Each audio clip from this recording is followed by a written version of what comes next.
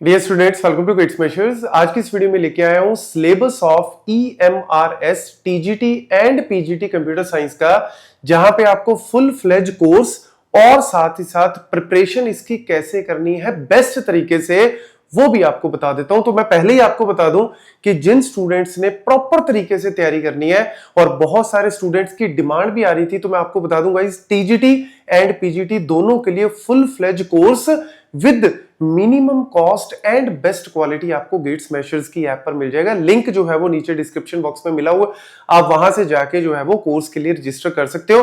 पहले मैं आपको बता दूं कि यार जो इसका पूरा का पूरा आपका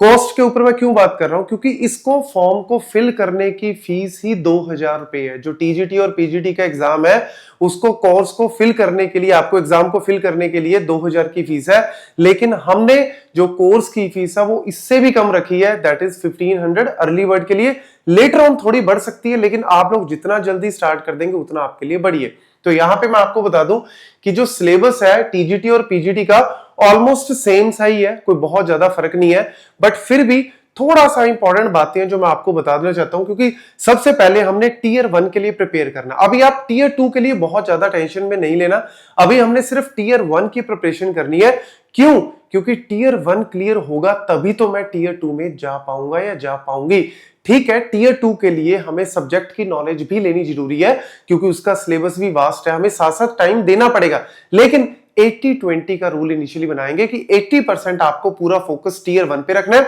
20% आपको उसके ऊपर फोकस रखना है। लेटर ऑन धीरे धीरे जब आपकी यहां पे प्रिपरेशन थोड़ी बढ़िया होती रहेगी, फिर वहां पे हम लोग टीयर 2 के लिए जो आपका कंप्यूटर साइंस का कोर्स है वो हम लोग धीरे धीरे उसको बढ़ाते रहेंगे। यहां पे अगर मैं बात करूं कि आपका जो टीयर 1 है, टीयर 1 में टीजीटी और पीजीटी दोनों में ऑलमोस्ट सेम सा ही कॉन्सेप्ट है। यहां पे सबसे पहले जनरल अवेयरनेस है, general awareness and current affairs, और यहां पे जो आपका एजुकेशन से रिलेटेड जो है वो क्वेश्चंस आपको देखने को मिलेंगे। नंबर ऑफ क्वेश्चंस आपके यहां पे होने वाले हैं 10 क्वेश्चन है जी, हर एक क्वेश्चन आपका 1 नंबर का, तो यानी 10 मार्क्स का जो है वो आपका जनरल अवेयरनेस आने जा रहा है। मैं यहां पे पीजीटी लिख रहा हूं, लेकिन टीजीटी का भी सेम ही है, ठीक है, टीजीटी में भी सेम ही है। देन रीजनिंग एबिलिटी की मैं बात करूं तो रीजनिंग एबिलिटी में हमारे पास पजल से लेके सीटिंग अरेंजमेंट, डेटा सफिशिएंटी और आपका जो है वो वर्बल है, इनइक्वालिटी, ब्लड रिलेशन, सीक्वेंस, ये सारा इन्होंने मेंशन किया हुआ है। ईच एंड एवरी टॉपिक को बहुत अच्छे डिटेल से विद क्वेश्चंस के साथ आपको अच्छे और बेस्ट टीचर्स के थ्रू यहां पे पढ़ाया जाएगा। तो इसीलिए इसकी प्रिपरेशन करनी बहुत जरूरी है। क्यों? क्योंकि यहां पे आपके पास सीधा सीधा 15 क्वेश्चन है, एक एक मार्क के, तो यानी 15 नंबर का आपका रीजनिंग एबिलिटी आने जा रहा है। तो हर एक क्वेश्चन की बहुत वैल्यू है, नेगेटिव मार्किंग भी है, तो इसीलिए हमने जितना बढ़िया, ताकि मैं इन केस जो है वो अगर कट ऑफ हाई भी जाती है टीयर 1 की तब भी मैं क्वालिफाई कर पाऊं, तो हमने उस तरीके से इसको प्रिपेयर करना है। देन नॉलेज ऑफ आईसीटी, जो हमारा बेसिक कंप्यूटर है, यहां पे बहुत डिटेल में नहीं है, बेसिक कंप्यूटर सिस्टम है। इसके अलावा साइबर सिक्योरिटी, जो टर्म्स है बेसिक कंप्यूटर में, जो टर्म्स यूज की जाती हैं, उन टर्म्स के ऊपर ये पोर्शन खुद मैं पढ़ाऊंगा यहां पे आपको, कि जो चीज आपको यहां पे पढ़ाई जाएगी मैक्सिमम क्वेश्चन आपको, मतलब मैं गारंटी तो नहीं दे सकता, बट मैं आपको ये जरूर बोलना चाहता हूं, आश्वासन देना चाहता हूं, मैक्सिमम क्वेश्चन आपको हमारे पढ़ाए हुए में से मिलेंगे। तो यहां पे 15 क्वेश्चन एज इट इज आपको जो है वो आईसीटी में से आने, और हर एक क्वेश्चन 1 नंबर का, तो 15 नंबर का आपका होने जा रहा है आईसीटी। उसके बाद टीचिंग एप्टीट्यूड, टीचिंग एप्टीट्यूड जो है वो ये भी अगेन बहुत ज्यादा इंपॉर्टेंट रोल प्ले करता है। यहां पे जो है वो आपके पास 30 क्वेश्चन है, हर एक क्वेश्चन 1 नंबर का, तो 30 मार्क्स का आपका टीचिंग जो है वो एप्टीट्यूड रहने जा रहा है। तो ये वाला पोर्शन भी आपको बहुत अच्छे से करना पड़ेगा, क्योंकि ये वाला पोर्शन आपका, क्योंकि मार्क्स सबसे ज्यादा है इसमें, ठीक है ना, तो इसीलिए आपको ये बढ़िया तरीके से करना पड़ेगा। देन अगर मैं बात करूं एक्सपेरिमेंटल डोमेन लेवल की, जो आपकी डोमेन वाला सब्जेक्ट आ जाता है, जिसमें experimental based pedagogy, even case based study, और जो नेशनल एजुकेशन पॉलिसी है, इसके ऊपर आपके क्वेश्चन 20 क्वेश्चन इसके ऊपर है, 10 क्वेश्चन इसके ऊपर है, तो टोटल आपके पास 30 क्वेश्चन जो है वो इस पोर्शन में आने वाली है। तो एक चीज बढ़िया कर दी है हमारे फजलों ने,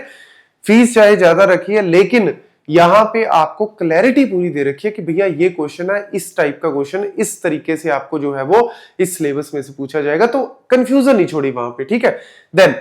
जनरल ये वाला आपका जो है वो पूरा यहां तक आपका 100 नंबर का हो गया जी, 100 नंबर का 100 क्वेश्चन है, जिसको आपने 2.5 घंटे में करना है। लेकिन उसमें एक चीज और आपकी, वो है आपका इंग्लिश एंड हिंदी वाला पोर्शन। ये वाला जो पोर्शन है ये है क्वालिफाइंग इन नेचर, मतलब ये आपके 100 मार्क्स में नहीं है, 100 मार्क्स तो ऊपर हो गए, 30 नंबर का ये, 30 का ये और 30 का आपका नॉलेज और ऊपर आपके पास रीजनिंग आ गया और 10 नंबर की वो जनरल नॉलेज आ गई, ठीक है, करंट अफेयर आ गया, तो 100 नंबर का तो ये हो ही गया। ये वाला जो अलग से पोर्शन है ये आपका पीजीटी में तो आएगा 20 नंबर का और जो टीजीटी है उसमें आएगा 30 नंबर का, मतलब 10 नंबर का लगा लो जी इंग्लिश, 10 नंबर का हिंदी, और वहां पे 15 नंबर का इंग्लिश, 15 नंबर का हिंदी, और यहां पे आपका सिर्फ क्वालिफाइंग इन नेचर है, मतलब आपको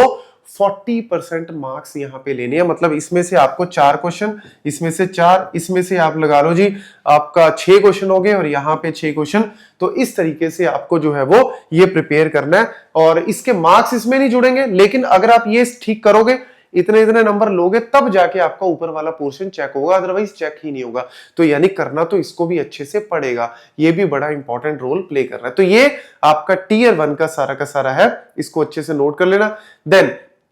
इवन पीडीएफ आपको मिल जाएगी डिस्क्रिप्शन बॉक्स में, आपको लिंक मिल जाएगा। देन पीजीटी कंप्यूटर साइंस की बात करूं तो आपका 11th 12th वाला, क्योंकि आप आगे जाके 11th 12th के बच्चों को पढ़ाओगे, टीजीटी वाले तकरीबन 9th 10th वालों को, तो कहीं ना कहीं आपका जो है वो पेपर जो है वो एनसीईआरटी का जो 11th 12th का रहता है कंप्यूटर साइंस का, इंफॉर्मेशन टेक्नोलॉजी का, वही सारा सिलेबस इन्होंने डाला हुआ। केवीएस में, इवन हरियाणा में एग्जाम हुआ था, DSSB का जो एग्जाम होता है दिल्ली में, ऑलमोस्ट वही वाला सिलेबस है और वही पैटर्न रहेगा। डिफिकल्ट लेवल के क्वेश्चन नहीं होंगे, इजी टू मीडियम होंगे, लेकिन सिलेबस थोड़ा वास्ट है, करना आपको सारा अच्छे से पड़ेगा। तो यहाँ पे कंप्यूटर सिस्टम ऑर्गेनाइजेशन वाला पूरा का पूरा पोर्शन रहने वाला है, जिसमें operating system, Boolean logic, number system, ये सारा आपको बड़ी डिटेल में जो है वो करवाया जाएगा अच्छे से, ठीक है। फिर आपके पास आ गया जी कंप्यूटेशनल थिंकिंग, जिसमें आपके पास जो है वो बेसिक एल्गोरिदम की नॉलेज और साथ ही साथ पाइथन तो भैया भर भर के है, मतलब मान के चलो कि पेपर में सबसे ज्यादा क्वेश्चन आपको जिसके मिलेंगे वो है पाइथन।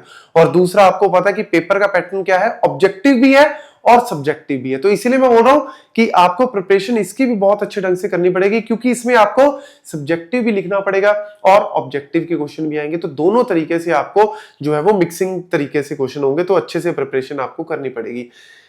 यहां पे वही सारा आपका ये वाला पूरा का पूरा आपका आ जाता है जी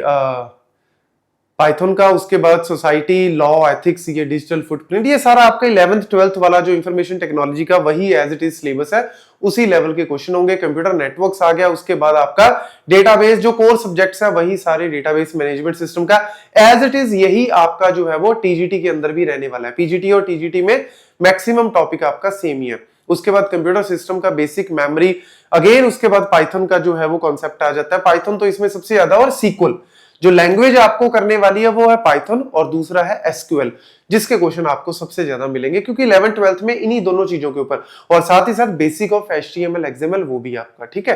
then emerging technology as it is आपका जो है वो 11th 12th वाला सिलेबस है, तो आपको बहुत अच्छे ढंग से यहाँ पे करवाया जाएगा, तो अच्छे से आपको प्रिपरेशन जो है वो इसकी करनी पड़ेगी। देन अगर मैं बात करूं यहाँ पे आपके पास ये वाला सारा एज इट इज जो है वो आपका सिलेबस पीजीटी का, और फिर उसके बाद टीजीटी में भी सेम ही है, आपको दोबारा देखने की जरूरत नहीं है, ऑलमोस्ट सेम है, कुछ पोर्शन थोड़ा सा ऊपर नीचे हो सकता है, बट आप ध्यान से देखोगे तो यहाँ पे आपको डाउनलोड करके आप इसको प्रिंट ले लो। सबसे बढ़िया क्या है, डाउनलोड करके आप प्रिंट ले लो। पहले डिसाइड करो कि अगर आपने ग्रेजुएशन कर रखी है अभी, तो आप फिर ऑब्वियसली टीजीटी के लिए अप्लाई कर सकते हो, और अगर आप कहते हो कि सर मैं तो पोस्ट ग्रेजुएटेड हूं, तो फिर टीजीटी के लिए क्यों करना, चाहे नंबर ऑफ पोस्ट वहां पे 550 है, लेकिन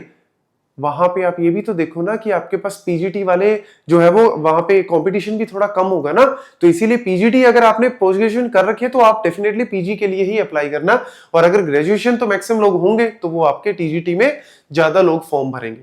ऐसा मत करना कि पीजीटी में भर रहे हो और आपने की हुई है, लेट्स सपोज पीजी के रखे और आप टीजीटी के लिए भर रहे हो, नहीं, अगर पोस्ट ग्रेजुएशन कर रखी है तो आप पीजीटी के लिए जो है वो डेफिनेटली जाना चाहिए। ऑल्दो दोनों फॉर्म भी आप भर सकते हो, ऐसी बात नहीं है, बट फिर भी मेरी राय यही है। देन ये एज इट इज है जी, इसमें कोई ज्यादा